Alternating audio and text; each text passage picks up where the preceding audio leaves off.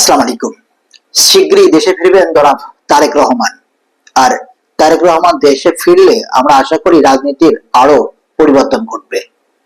রাজনীতিতে নানা সমীকরণ তৈরি হবে। আমি ব্যক্তিগতভাবে চেয়েছিলাম যে তিনি আরো অনেক আগেই বাংলাদেশে প্রবেশ করুক। হয়তোবা নানা কিছু থাকতে পারে যে কারণে তিনি আসেননি। তবে তার যেই দ্রুত আসার কথা শুনছি সেটাতে আমরা সাধুবাদ জানাই, অভিনন্দন জানাই। আশা করি তিনি যত দ্রুত বাংলাদেশে আসবেন ততই দ্রুত বাংলাদেশের রাজনীতির আরো পরিবর্তন ঘটবে।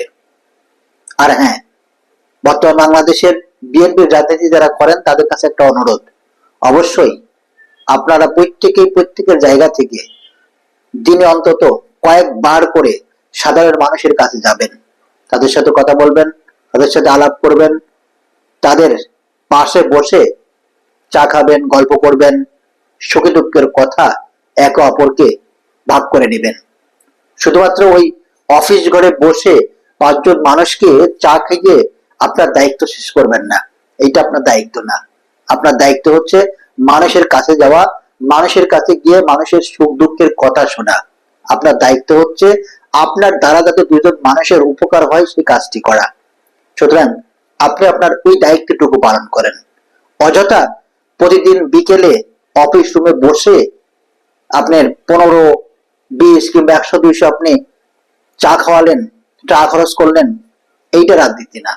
বাংলাদেশের বর্তমান যে প্রেক্ষাপট, এই প্রেক্ষাপটে আপনার এই রাজনীতি আর চলবে না। এটা অতীতে ছিল, সেই অতীতের রাজনীতি বর্তমান বাংলাদেশের যেই ধারা অব্যাহত চলছে এর মধ্যে আপনার এই রাজনীতি এখন আর চলবে না।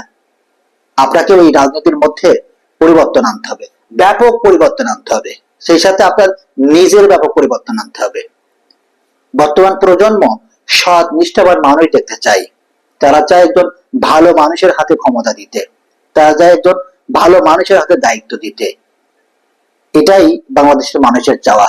দেখুন, কেউ যদি এমপি হয়ে যায় কিংবা যদি চেয়ারম্যান হয়ে যায়, সাধারণ মানুষের তেমন কোনো লাভ হয় না এবং তারা অনেক কিছু তারা প্রত্যাশাও করে না। সুতরাং তাদের এখন যে প্রত্যাশা সেটা হচ্ছে সৎ নিষ্ঠাবান ব্যক্তিদের হাতে তাদের দায়িত্বটা তুলে দেওয়া। সুতরাং আপনারা আপনাদের এই দায়িত্বটুকু পালন করুন। আপনি যদি আপনার জায়গা থেকে নিজেকে পরিবর্তন করেন তাহলে দেখবেন অবশ্যই রাজনীতিরও ব্যাপক পরিবর্তন ঘটবে। আপনার যে প্রত্যাশা সেই প্রত্যাশা অবশ্যই পূরণ হবে। সবাই ভালো থাকবেন। আসসালামু আলাইকুম ওয়া রাহমাতুল্লাহি ওয়া বারাকাতুহু।